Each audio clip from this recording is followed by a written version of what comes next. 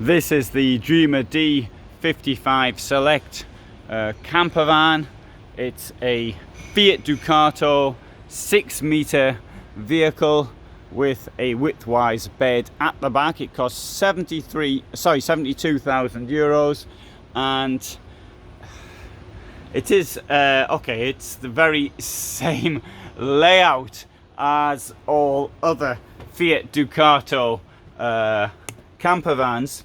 Thing is though, this Fiat Ducato camper van is on a Peugeot base. Little joke there. They were on Fiat Ducatos, but in view of the problems that Fiat's having, then they had to find a vehicle bases. Some on Citroen, some on Peugeot. These two companies do have some similar problems also in delivery as Fiat, but not as serious as the problems of Fiat. But when I call it the Fiat Ducato camper van, I hope you understand what I mean. It's the same as when I call it a Ford VW camper, giving credit to who actually came up with the idea first. What you've got with Dreamer is this. You've got this internal decor, which is really bright and attractive in my opinion. Some other brands, they're quite dark, but here you've got, it's very light inside. Now it does, however, come with this what I call the horse box layout. Toilet in there, separate toilet in a 6-metre vehicle.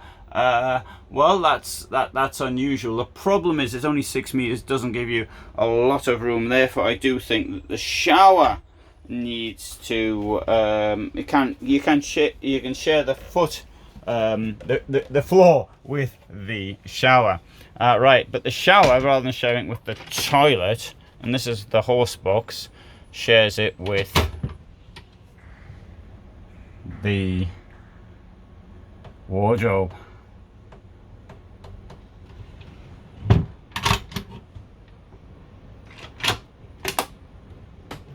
This comes out like that, and you got access to your wardrobe from there, and here you've got access to the shower. You touch on and off for the light. I've noticed in my own vehicle where there's a touch thing. Mine's slightly different to that. Often it doesn't work in the shower. There's no problems anywhere else, but in the shower, it's maybe it's something wrong with my shower, of course. But I mean, or my light mightn't be due to its position. I can see this thing, however, getting broken. Here we have connection via magnets.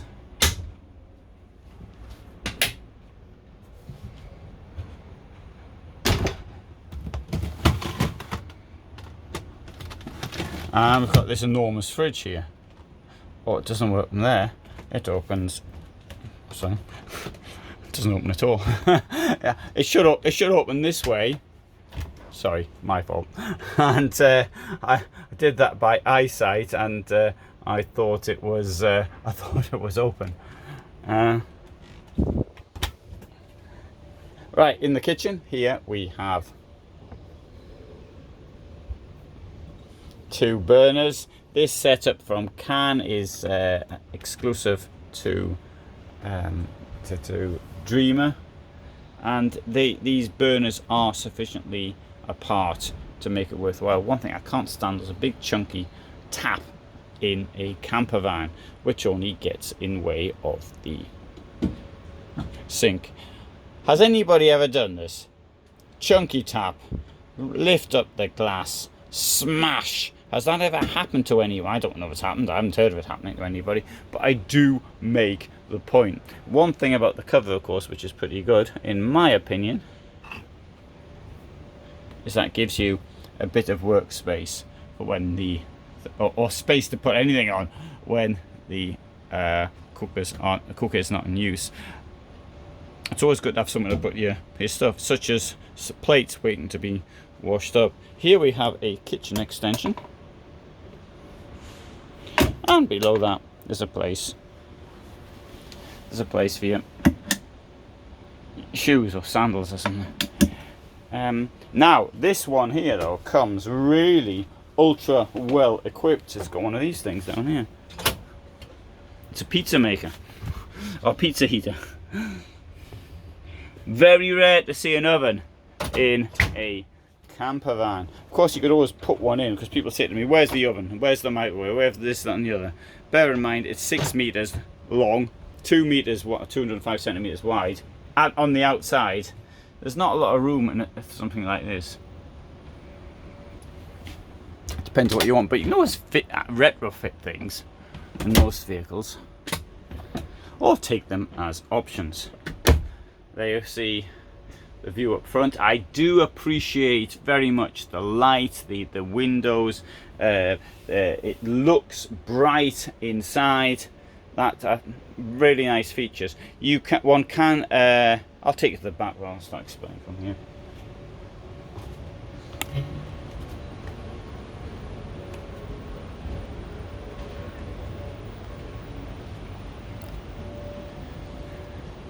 So we've got these shelves, maybe I can call it a parcel shelf. Carthago called it a double floor. And you've got underneath, as you can see, you've got lashing straps. You can take the panels out at the very back, or which is the inside. You want to carry a bicycle or something, and you get the bicycle in by, this can be removed as well. As you can see, it will go up. I'll try and demonstrate, and it's hinged here. But it'll all come out. If you can think you can sleep on that, you don't even have to take your bike out of the van to put the mattress down. Right, and in here we have got an enormous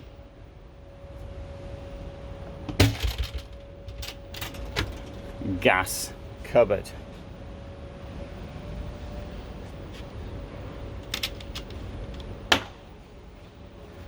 Outer shower for those who think that's necessary. I will close the doors, see what it looks like.